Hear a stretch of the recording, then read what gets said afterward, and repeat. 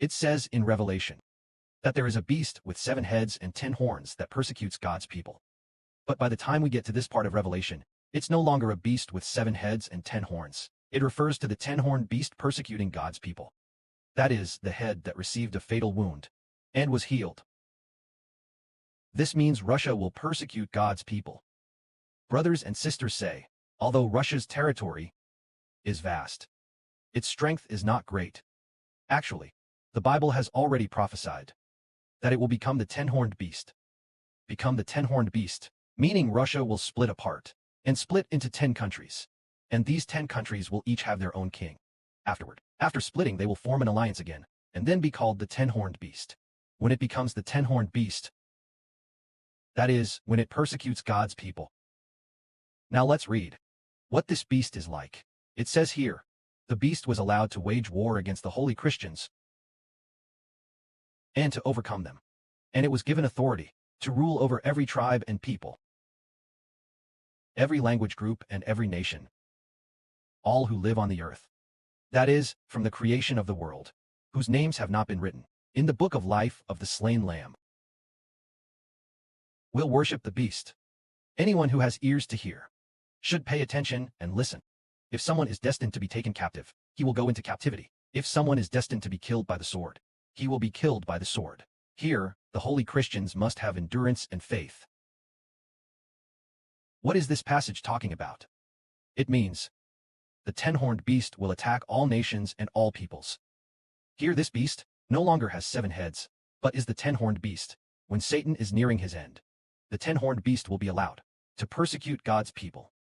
And, moreover, it will prevail and be able to rule all nations and all peoples. This refers to the time when Russia has split and then formed an alliance again, when Russia has become a nation part iron and part clay, partly strong and partly weak.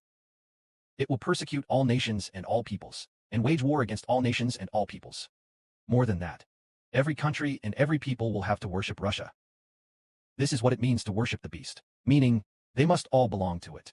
They must all become people belonging to the nations under the 10-horned beast. They will all have to belong to Russia on earth, fall under Russia's rule, obey it, and serve Russia, becoming its citizens. But should we become their citizens? We should not. They will worship the beast. That is, they will worship the rulers of that time, or submit to the rulers of that time. But we submit only to the kingdom of heaven. We belong only to the heavenly country. We belong only to God's kingdom.